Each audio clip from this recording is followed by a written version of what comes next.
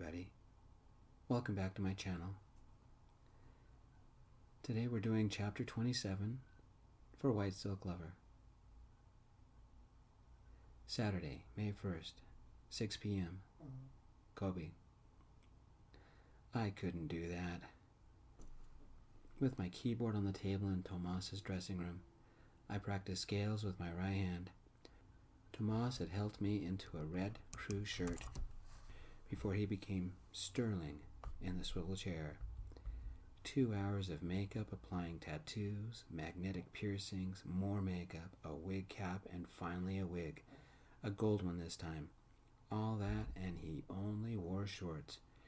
3 people hovered around him until he wasn't Tomas anymore.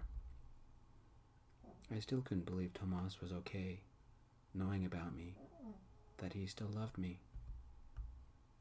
It made me love him more. Maya brought his first costume. White jeans, skin-tight white shirt, and a white leather jacket. This was not the sterling I was used to, but I loved the man underneath more. No kissing until after the show, Maya scolded. We don't want to redo Tomas's lips. We went to the stage where the techs wired Tomas with a microphone and buff-colored earplugs that fit his whole ear. Behind the scenes at a Sterling Lock concert, I had never thought I'd get to see this. I took a couple of pictures and I texted them to Kelly. Her reply, I'm never speaking to you again. I'm so jealous. Tomas came over, made sure Maya wasn't looking, and gave me a very light kiss on my cheek. I want you to remember, I love you. Tomas introduced me to the band and stagehands. Most already knew me somehow. While a technician came over and checked Tomas's equipment, I chatted with the keyboardist, a woman named Lindsay. She gave me some advice about what she did to maintain hand positioning, and showed me a slim brace she sometimes wore. Her potential issue? Carpal tunnel. Anyone seen Sam? Les said, and walked over to the drums and tapped a cymbal. He should have been here hours ago. No, boss, Javier said. We haven't seen his lazy butt. With the way Sam acted this morning in the shower and swearing and yelling at me and Tomas for no reason, I wasn't sure I wanted to see him. If alcohol made a person that mean all the time, I think I'll be permanently sober. Maya, find Crystal and get her ready, Les said. Tomas, Javier, and Lindsay, final sound check. Crystal will join you as soon as she's ready. Maya ran to one of the backup singers, I guess that was Crystal, and had a crowd of people pushing her through makeup and was wiring her with a microphone and earpieces. Some techs shuffled her over to the drums and adjusted microphones and the seating. I never thought putting on a concert was so complicated. Testing, I'm getting feedback, Tomas said. A tech ran over and adjusted something on his back. I suppose it to be connected to his microphone. Testing, Kobe, I love you. Testing, Tomas said, smiling at me. That made me smile. Tomas still loved me in spite of how much trouble I caused. Some of the crowd filtered in, so I took the seat they had set up for me on the side of the stage. A couch with extra cushions and a blanket if I got tired. If I looked up, I saw the stage in profile. If I looked left, they had a monitor set up that showed stage front. They didn't allow me to help with anything. My job? Baby my hand and stay out of the way. I could do that. The medication left me a little tipsy anyway, but at least my hand didn't ache anymore, unless I bumped it. 10 minutes before the concert was about to start, Sam strutted in. Black slacks, a vintage tee, and a black blazer. The clothes were so crisp, I don't think they'd been off the store rack for more than 10 minutes. I stayed in my little spot, getting comfortable. Joey brought me a Diet Cola and a veggie tray. That was nice of her. It was also warm, and I hadn't slept very well, but there was no way I would sleep now. As I stared at Tomas, I knew only gratitude. He'd only met me a month ago, and somehow we'd fallen in love. Did you stop off at the bar? Maya said. Sam yelled. I made it here, so lay off. I glanced back. Maya and the same team of people that got Crystal ready were trying to get Sam ready. I counted the minutes, and they somehow got him ready with seconds to spare. The concert started, but I didn't stay at my seat. I wandered closer. In spite of the earplugs, I heard every song and sang along, harmonizing with every note. It was heaven. There came a break, and Lindsay did some magic thing with the keyboards I wished I could see from this angle. I didn't go back to my seat, but waited at the edge of the stage with the other crew. Tomas came off the stage, sweaty, grabbed a water bottle and drained it in one gulp. He came over to me. Bet you didn't know we were singing a duet, did you? Tomas kissed me. Would you two knock it off? You'd think it was prom, Maya yelled and ran forward with a makeup kit. It's not my fault, he's irresistible, Tomas said and winked at me. Sorry, I said. You've been drinking and can't keep up, Les yelled at Sam. I'm pulling you off the drums. You can't do that, Sam yelled back. I'm the drummer. Sterling Lock is about music and money, not about Sam Blake, Les said. Joey, get him in the green room with coffee. Now. If Tomas came in drunk, you'd let him stay on stage, Sam yelled. Tomas knows when to drink and when not to, Les yelled. Get Crystal ready again. I'm better than the runt. She can barely play. Even Kobe can play better than you right now, and he doesn't play drums, Maya said. I could play better than you right now, and I can't even read music. I hate all of you, Sam said. Come on, Sam, Joey said. It's not fair, Sam yelled as Joey led him away. Crystal had gone back to the green room to get some juice and passed Sam and Joey. Javier grabbed her shoulders and steered her to Les and the techs. What's going on? I asked Tomas as Maya fixed his lips. Sam's drunk again and kept missing the timing. The last two songs they killed the drums and piped it in canned. Stop moving, Maya said. They can do that? You sounded live. The rest of us were, Tomas said, trying to keep his lips as still as possible. Guys, wire Kobe up. Let him hear what we hear.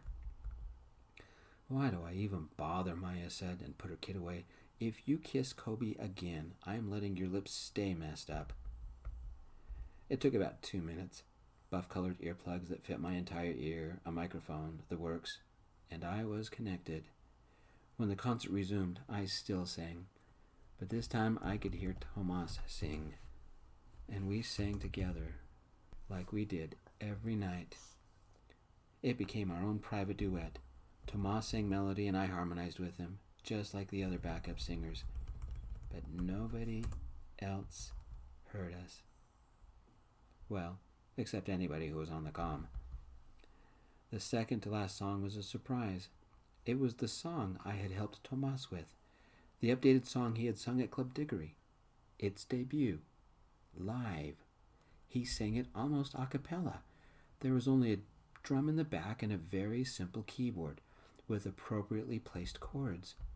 His voice carried all of it. I sang with him like I had for every night. He was primary, I was backup, and we harmonized together. I didn't need music. I knew the entire song in my heart. When Tomas did his famous riff, I didn't even try to match him. He was too good. We arrived at the final chorus, and we sang together. The crowd erupted. Tomas was that good. His voice didn't need anybody's help. Thank you. That was a song written by me and my boyfriend. He doesn't know this, but he just sang backup. Ladies and gentlemen, let me introduce the man I love, Kobe Wood. What? Before I could look around, Maya pushed me on stage. There were a lot of lights and a lot of people. I kind of waved with my right hand and smiled. Tomas came over, kissed me. The crowd cheered, and I backed off stage quickly, embarrassed and laughing. Tomas gave me a nod. Someone yelled, "We love you, Kobe." Time to get serious. 2, 3, 4, Tomas yelled at the crowd. Sterling's last song was a high-energy spectacle with exploding fires and strobes and fog and everything. As it ended, Tomas panted into his mic so only I could hear, "It's just us and the crew now. How's the hand?" "Fine, if I don't bump it. Thanks for letting me sing with you." It was Les's idea. I agreed. Tomas said. It was our song anyway. You still scared? Not anymore. Would you come with me on Monday? Try and keep me away. Time to go. We have an encore. I think you'll like it. I did.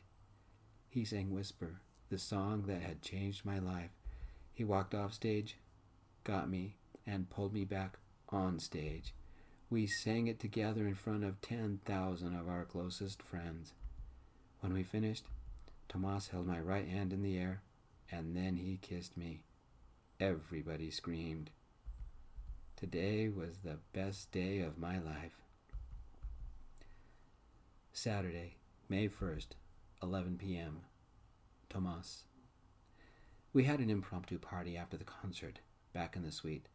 The chef had left snack foods of every variety, even some kind of spicy vegan brownies. It's like this after most concerts lately.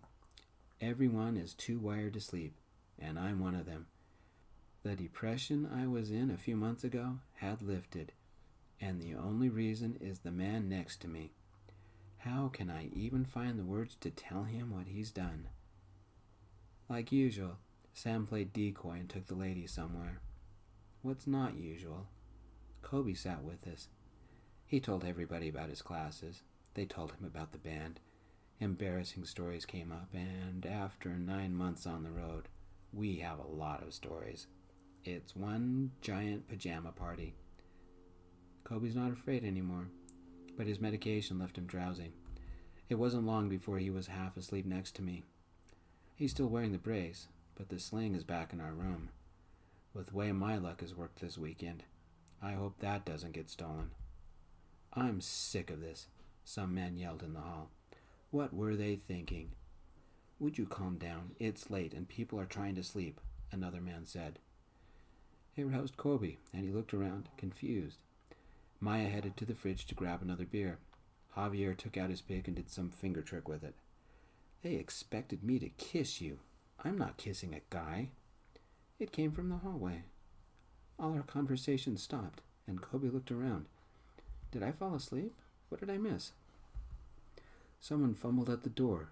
It clicked, and in walked a couple of crew dressed as fans. One had a sling and wore a shirt like Kobe's. The other had one of my old mesh tanks. The one dressed like Kobe stormed in. The one in the tank scowled, then saw me. Your brother's a jerk. Then Sam entered, dressed as old Sterling with the too tight pants, the tattoo, and a hoodie. He screamed, Was this a joke? Is this make fun of Sam Day? You're not making any sense, Lindsay said. Stop shouting and sit down, I said. I shifted my arm. It was falling asleep with Kobe laying on it. Have a beer, tell us what happened. I bet you planned it, didn't you? Sam screamed. You're still getting even with me. For last night. Kobe yawned and said, We really don't know what. Kobe yawned again. Sorry, my medication is making me really tired. Sam whirled on Kobe. You were in on it, weren't you? I bet this was a dumb college prank. None of us know what you're talking about, Javier said. Start explaining. After almost every concert, we send out a decoy, usually me, to pretend to be Sterling and wave at the fans. I have a couple of ladies with me, and we go get a beer somewhere. Sometimes we do more, but not tonight. I have two crew, 2 men, one posing as Kobe, and the other guy is supposed to be some fan. And you know what happened? All the screaming girls yell, Kiss, kiss, kiss Kobe, kiss Kobe. Well, I'm not doing it. I didn't know what to say. Kobe didn't know what to say. Nobody did. Stop shouting. If you're going to blame anybody, Les said, look at me. It was my idea. With Sterling's new sexual direction and a new boyfriend, I thought it made sense to change things up a little. Jay was the closest in the crew to look like Kobe, and he brought his boyfriend. Thanks, guys, Kobe said. No problem, Jay said, giving Kobe a small chin lift. Beer's in the fridge if you two want one, Maya said. You humiliated me, Sam screamed. We only had to wave and get in the car, Jay said. I guess Javier had had enough. He stood up and marched over to Sam, standing only inches from him, and yelled back, You're drunk now. You're drunk at the album release party. Cause a riot. Come to the concert so drunk we get Crystal to cover for you. And you're late. You miss an autograph signing, and you were drunk again. And now you whine. Whine, whine, whine. You'd get fired if you weren't Tomas's brother. It's always Tomas. He can't do anything wrong. Sam whirled on his heels and stormed into the master bedroom, slammed the door, locked it, and a moment later the shower hissed. "Isn't that our bedroom?" Kobe said. Sunday, May 2nd, 3 a.m. Kobe. My left arm throbbed in time with my heartbeat, and my fingers spasmed closed. The doctor said he didn't think this was permanent, but right now, it sure felt like it. The sling lay on my backpack. Inside my pack was my medication and the paper I sold my future for. How can I tell Tomas about what I've bought? It would sound like I was begging for money, and I'm not going to do that. The paper is safe where it's at. I can tell him about it in a month or two. If I skipped summer semester, I could save the money and take a reduced schedule for fall semester. Maybe I could apply for a student loan. The last time, they turned me down for a simple reason: homeless with no job history. Now I have an apartment and a job history. Tomas brought me out here, took me on a trip on Platinum, paid for my hand and all the testing. He didn't kick me out even though I told him about my past. He didn't say anything when I went to the doctor. No, I wouldn't beg from Tomas. I respected and loved him too much for that. The paper will be my secret. I wouldn't have much for the next few months, but I had survived on a lot less. As I climbed out of bed, careful not to disturb my boyfriend, Tomas rolled over. He had his hair spread all about his head. Even asleep, he's the most beautiful man I've ever seen. I grabbed a pain pill from my backpack and headed to the kitchen for some water. This weekend hadn't gone anything like I imagined, like anybody imagined. There isn't a market for piano players with injured hands. I might have to change majors and start my coursework all over again. That would be painful and set me back a couple of years. But Conrad proved it's possible. He still hadn't decided on a major, but he also still lived at home. Doesn't have to worry about little things like rent or electricity or bus fare. It's just that music lifted me off the streets, gave me a reason to live. Without it, what do I have? Tomas. And he still loved me. I swallowed the pill and headed out to our private deck. It's dark. A few lights are on in the parking lot, and an occasional car drove past on the road. Sunday. It's finals week. I have two, one on Monday and one on Wednesday. I'll miss the one on Monday, and I hope Dr. Garnier will let me take it another day. But Joy was right. The doctor's tests are something I need to know. I'll call Dr. Garnier Monday morning, first thing, and explain. A car pulled in and parked. Sam got out. He's singing or something. Sam doesn't see me as he walked underneath the deck and into the hotel. I'm not in the mood to be social. I'm not in the mood to be yelled at. So I headed back to the master bedroom. Tomas hadn't moved. He laid on his right side, lightly snoring. I curled in behind him, cozying up as close as I could, keeping my left hand out of the way. Tomas woke enough to face me. "Are you okay?" he asked. "Getting a pain pill." "Lay down," he softly murmured. "I'll keep you safe." I laid down and Tomas curled in behind me, his arm resting protectively on me. Why did such a disaster of a weekend make me so happy?